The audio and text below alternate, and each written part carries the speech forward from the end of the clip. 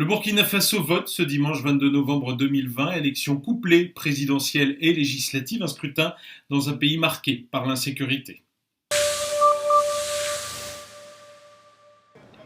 Il y a 13 candidats pour la présidentielle, parmi eux le sortant, Roch Marc Christian Kaboré, dirige le pays depuis 5 ans. En 2015, il avait été élu dès le premier tour, il se présente donc pour un second mandat de 5 ans. Il est favori, mais deux adversaires pourraient lui faire de l'ombre.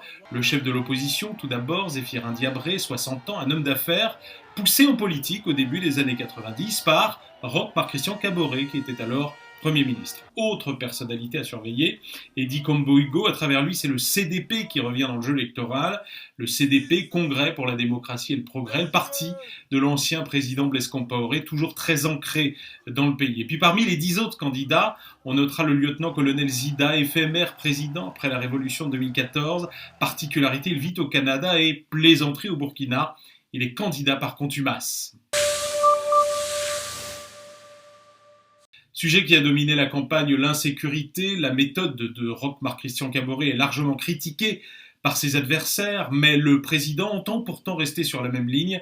Au cours des 5 dernières années, il s'est notamment appuyé sur des milices d'autodéfense très contestées. Certains autres candidats, comme Zéphirin Diabré, estiment qu'il faut dialoguer davantage avec les groupes djihadistes. Depuis 2015, les attaques se sont multipliées à travers le pays. Elles ont fait 1200 morts et 1 million de déplacés. Cette situation a des conséquences sur le scrutin, sur près d'un cinquième du territoire national. On ne pourra pas voter dimanche. Privés de vote également, les déplacés, 5% de la population, rien n'a été prévu pour eux. Un autre sujet s'est invité dans la campagne, le sort de l'ancien président Blaise Compaoré. Depuis sa chute fin 2014, il vit en Côte d'Ivoire. Les deux principaux candidats, Roch Marc Christian Kaboré et Zéphirin Diabré, promettent qu'en cas de victoire, ils organiseront son retour au nom de la réconciliation. Nous le disions, son parti, le CDP, compte un candidat cette année, Edi Kombo-Hugo. Il avait été privé de candidature il y a 5 ans pour avoir défendu la modification constitutionnelle voulue par Blaise Compaoré.